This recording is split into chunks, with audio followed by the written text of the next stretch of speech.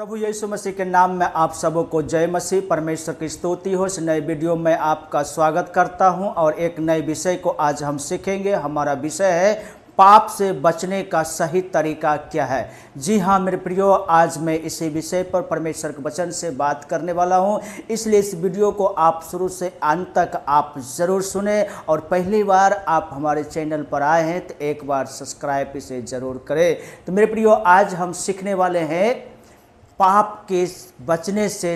पाप से बचने का सही तरीका क्या है। विशेष करके जो हमारा जवान भाई और बहन है, जो 16 वर्ष से लेकर के 25 साल के जो उम्र का जो हम जवान भाई बहन हमारे हैं, उनके लिए खास करके आज मैं ये वीडियो को मैं बना रहा हूँ। इसलिए मेरे प्रियो, ये नहीं है कि ये सिर्फ हमारे 16 साल से लेकर के 25 साल के भाई बहनों के लिए है, बल्कि ये सबके लिए है। लेकिन खास करके जो है आज मैं उन भाई बहनों के लिए मैं ये वीडियो को बनाने वाला हूँ जो आज हमारे मसीह भाई बहन है, जो चर्च में जाते हैं, बाइबल को पढ़ते हैं, आराधना को करते हैं, मेरे प्रियो अच्छे अच्छे गीतों को गाते हैं, प्रचार करते हैं। लेकिन आज बहुत से लोग हैं जो कि शैतान की छोटे छोटे बहकावे में आकर के उनका जीवन आज बर्बाद हो रहा है, वो दलदल में फंस रहा है, लेकिन उनको पता नहीं चल रहा है कि मेरे प्रियो वो कहाँ जा रहे हैं। इसलिए आज मैं इस वीडियो के माध्यम से मैं आपको आगाह कराना चाहता हूँ कि आपका जीवन किस ओर में जाना चाहिए और कैसे हम इस दलदलों से, इस शैतान के कार्यों से हम छुटकारा पा सकते हैं। आज हम इस वीडियो के माध्यम से सीखने वाले हैं। तो आइए हम परमेश्वर के वचन को सुनेंगे।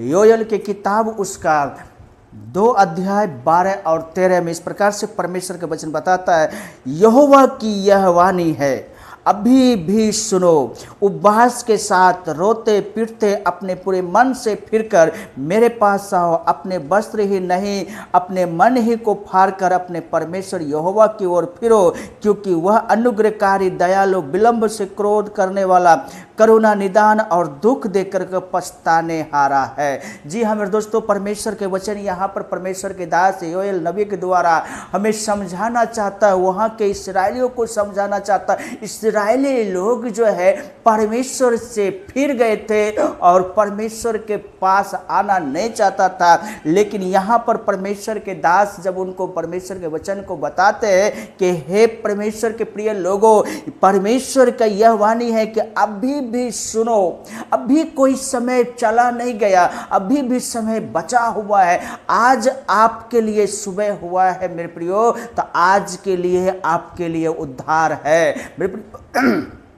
परमेश्वर के वचन बताता है अभी भी समय है, वापस आओ और अपने मन को परमेश्वर की तरफ ले चलो, क्योंकि हमारा परमेश्वर वो दयालु है, करुणा निदान है, वो दया करने वाला है, कृपा करने वाला है, वो दुख देख करके पछताने वाला है। मेरे प्रियो, अगर हम अपने गुनाहों को प्रभु को सामने कबूल करते हैं और प्रभु से कहते हैं, तो प्रभु हमारा क्षमा करने में अभी भी तत्पर है, क्योंकि इसीलिए अनुग्रह हमारे लिए आया है कि अगर हमें भूल और अनजाने में अगर आपसे कोई गलती होता है तो वो गलती को क्षमा करने के लिए हमारा प्रभु यीशु मसीह परमेश्वर के दाहिने हाथ बैठ करके वो इंतजार कर रहा, प्रार्थना कर रहा। और जब आप गलती करते हैं और परमेश्वर के प्रभु यीशु मसीह के नाम में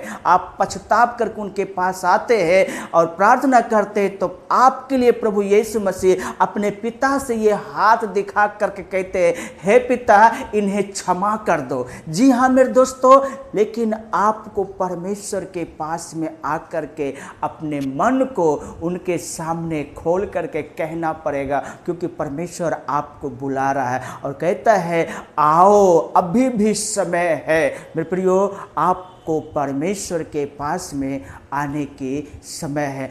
दूसरी बातें है, परमेश्वर के वचन यहाँ पर लिखा है, उत्पत्ति की किताब उसका 39 अध्याय के उसका 12 पद में इस प्रकार से लिखा हुआ है, तब उस स्त्री ने उसका वस्त्र पकड़कर कहा, मेरे साथ सो।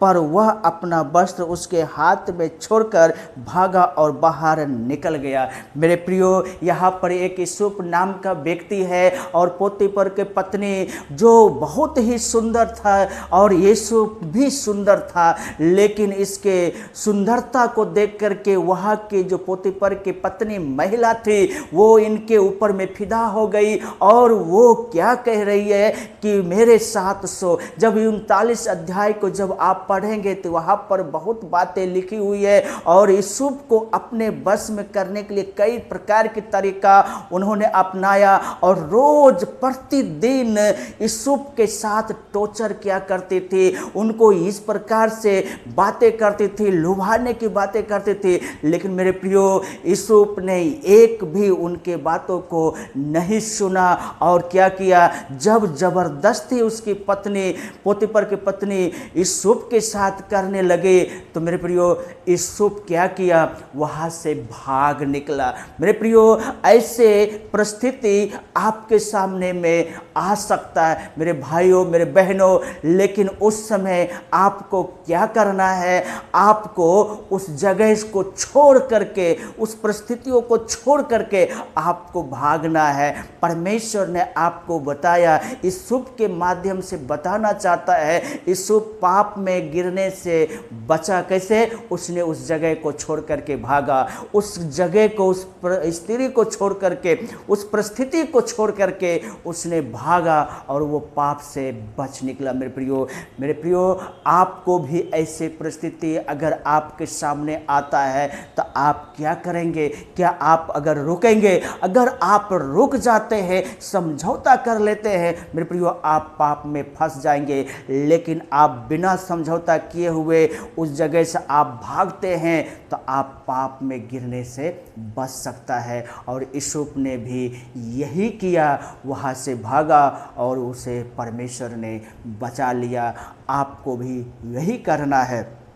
दानियल की किताब उसका 1 अध्याय के उसका 8 पद में परमेश्वर के वचन इस प्रकार से लिखा है, परंतु दानियल ने अपने मन में ठान लिया कि वह राजा का भोजन खाकर और उसके पीने का दाख मधु पीकर अपवित्र ना होए, इसलिए उसने खोजों के प्रधान से विनती की कि उसे अपवित्र होना ना पड़े। मेरे प्रियो, यहाँ पर राजा ने दानियल को, सदरक मेशक अबेदनगो को, जो यहूदा के संतान थे, यरूशलेम के यहूदी लोग थे, और इनको राजा वहाँ पर बुलवा करके मेरे प्रियो, और इनको अपना भोजन, खाने का भोजन जो राजा लोग खाते हैं, जो राजा पीते हैं, वो चीज़ खाने पीने की आज्ञा जो है खोजे के प्रधान को दे दिया। और 3 साल तक कहा था इनको खिलाओ पिलाओ, और इनको 3रा साल ख़त्म होते ही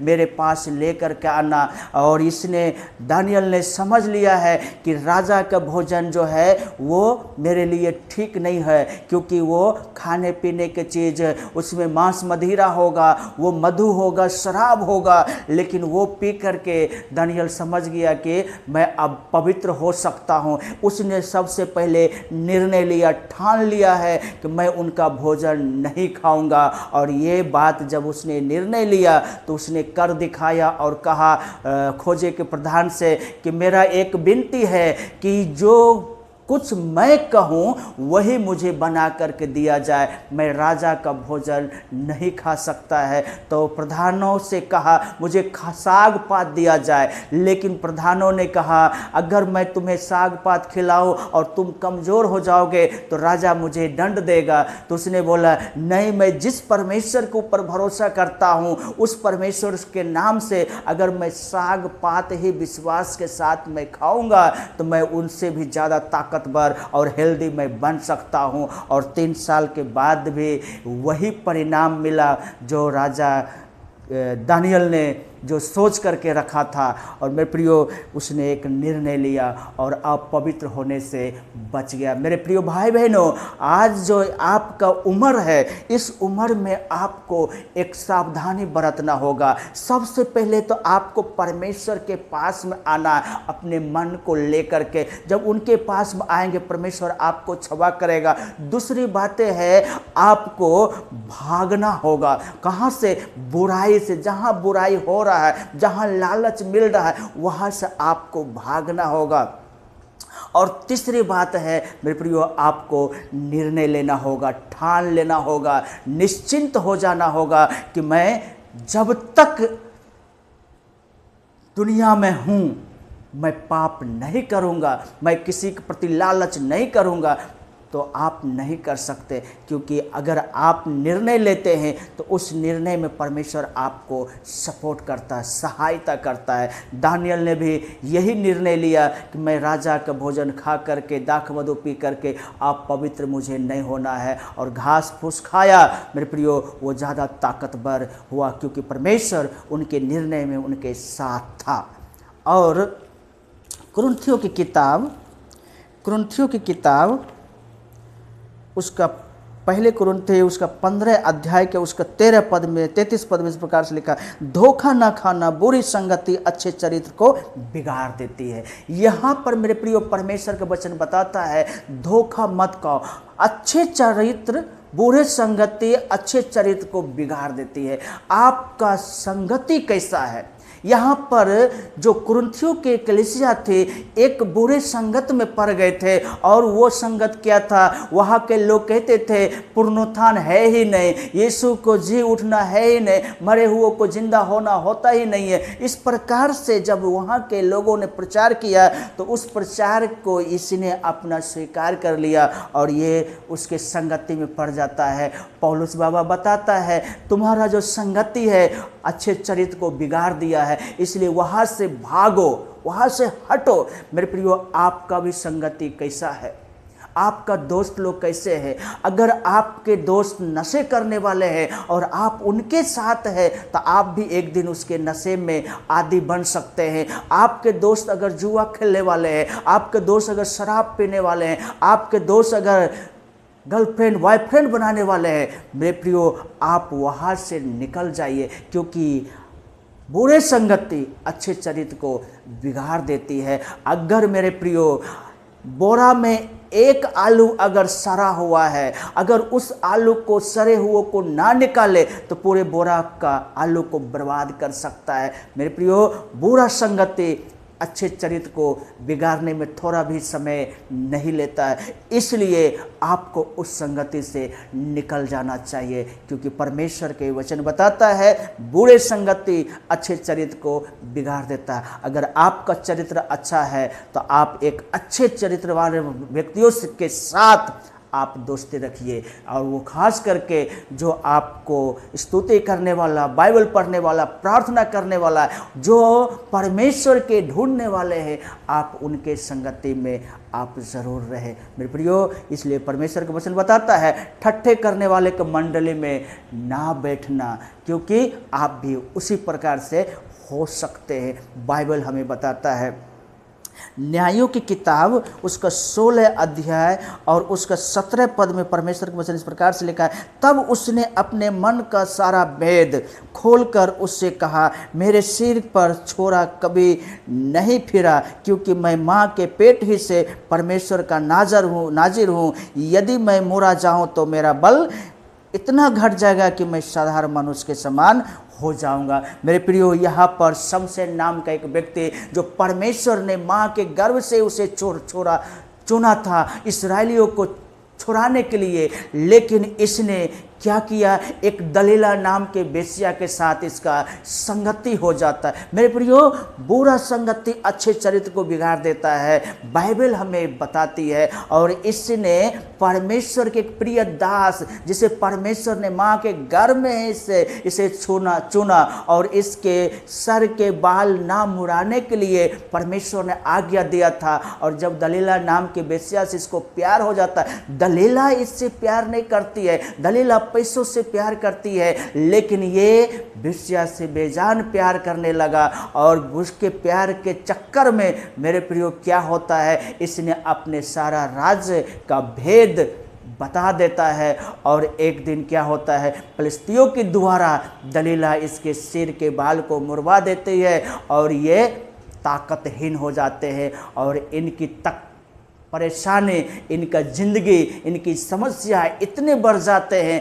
एक दिन क्या होता मेरे प्रियो, ये नाश हो जाता है। क्यों? क्योंकि इसका संगति जो है, बुरे संगत जो है, अच्छे चरित्र को बर्बाद कर दिया है मेरे प्रियो। इसलिए आपको ध्यान रखना। जी हाँ मेरे दोस्तों, परमेश्वर के वचन बताता है कि अगर आपका संगति सही है तो आप सही ट्रैक पर चल रहे हैं। अगर आपका संगति गलत है तो आपका ट्रैक गलत हो चुका है। सबोपदेशक उसका 11 अध्याय और उसका 9 पद में इस प्रकार से लिखा है, हे जवान, अपनी जवानी में आनंद कर और अपने मनमाने जवानी के दिनों में मगन रह। अपने मनमाने कर और अपनी आँखों की दृष्टि के अनुसार चल, परंतु यह जान रख कि इन सब बातों के विषय परमेश्वर तेरा न्याय करेगा। जी हाँ मेरे दोस्तों, आज बहुत से लोग हैं अपने आँखों को दृष्टि में सही चलने की कोशिश कर रहा है। आँखों से जो मन होता है देखता है, मन से जो मन होता है सोचता है, वो खाने पीने की जो मन होता है खाते हैं पीते हैं मेरे प्रिय, जो मन होता है बोलते हैं, जहाँ मन होता है जाते हैं, माँ बाप की बात नहीं मानते, बड़ों को आदर सम्मान नहीं करते मेरे प्रिय। जैसा मन होता है वैसा जीवन जी रहे हैं। और ये कौन? कलीसिया का सदस्य। जी हाँ मेरे दोस्तों, जो जवान हमारे भाई और बहन है, मैं खास करके उनके लिए मैं बता रहा हूँ कि चर्च जाता है, बाइबल पढ़ता है, प्रार्थना करता है, ओ मेरे प्रियो, आप चर्च में अच्छा अच्छा गीतों को गाते, स्तुति करते, परमेश्वर के महिमा करते, प्रेज़ द लॉर्ड करते हैं मेरे प्रियो, लेकिन आपका जीवन, आपका संगति, आपका मनमाने ये छोटा नहीं। बाइबल हमें क्या बताता है?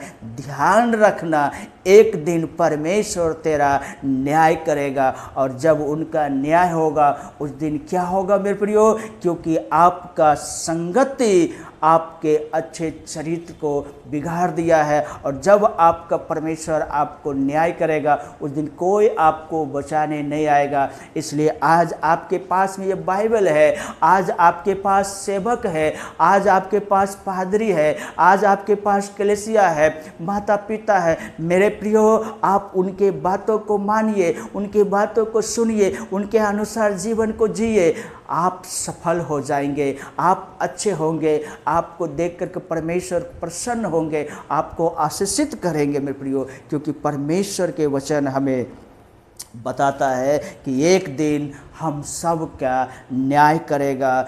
आखिरी वचन रोमियो की किताब उसका 14 अध्याय उसका 11 और 12 में इस प्रकार से लिखा है, क्योंकि लिखा है, प्रभु कहता है, मेरे जीवन की सौगंध कि हर एक घुटना मेरे सामने टिकेगा और हर एक जीभ परमेश्वर को अंगीकार करेगी। इसलिए हम में से हर एक परमेश्वर को अपना अपना लेखा देगा। जी हाँ मेरे दोस्तों, ये एकदम तय किया हुआ है। आकाश और पृथ्वी टल जाएंगे, लेकिन एक जो बिंदु है जो परमेश्वर के मुख से निकल गया वो भी नहीं टल सकता मेरे प्रियो। इसलिए बाइबल बताता है हमारे कर्मों का एक दिन न्याय किया जाएगा और हम जितने भी हैं हर एक घुटना परमेश्वर के सामने टिकेगा और हर एक जीभ अंगीकार करेगा कि यीशु ही प्रभु है। अगर इस प्रकार से हम न्याय हम अंगीकार करेंगे, हमारा घुटना टिकेगा मेरे प्रियो, तो हमारा जो जीवन है, जो 70-80 साल का जीवन है, हम क्यों ना परमेश्वर के डर और भय में हम जीवन को बिताएं, अपने हाथों को, पैर को, अपने आँखों को, अपने मन को बदल करके प्रभु के तरह हम अपने जीवन को लेकर चले, क्योंकि परमेश्वर एक दिन हमारा आपका न्याय करने वाला। इसलिए हमें ध्यान रखना मेरे प्रियो, जब तक आप परमेश्वर के पास में नहीं आएंगे परमेश्वर आपको क्षमा नहीं कर सकता। दूसरी बात है, आपको भागना होगा किससे? बुराई से। जब तक नहीं भागेंगे आप बच नहीं सकते हैं। तीसरी बात है, आपको निर्णय लेना होगा, ठान लेना होगा कि मैं कोई भी अपवित्र चीज़ ना छूऊंगा, ना छूऊंगी बोल करके आपको ये बोलना सोचना होगा। ना तो आप छुएंगे और ना आप उसे खाएंगे, ना आप उसे पिएंगे, ना आप ऐसे चीज़ों को देखेंगे मेरे प्रियो, तो आप सफल होंगे। और दूसरा बात है, परमेश्वर का वचन बताता है आप बुरे संगति से आपको क्या होगा, भागना होगा, छोड़ना होगा, और ऐसी संगति को आपको त्याग करके हट करके रहना पड़ेगा मेरे प्रियो। और आप अभी जवान है, अभी आप जो है परमेश्वर में बढ़ने के समय है, और अगर आप मनमानी करेंगे परमेश्वर आपके साथ क्या करेंगे आप जानते हैं। इसलिए परमेश्वर का वचन बताता है हर एक घुटना, हर एक जीव प्रभु के सामने टिकेगी और अंगीकार करेंगे यीशु ही प्रभु है। एक दिन हमारा आप सबका लेखा जोखा लिया जाएगा। उस दिन के लिए हम और आपको तैयार होकर के रहने के लिए परमेश्वर के वचन हमें बताता है। आज हम परमेश्वर के डर और भय में जीवन बिताते हैं तो परमेश्वर हम सबों को आशीष करेगा। तो आज का संदेश, आज के वीडियो हमें उम्मीद है आपको अच्छा लगा। परमेश्वर आप सबों को बहुतायत से आशीष करे। आमीन।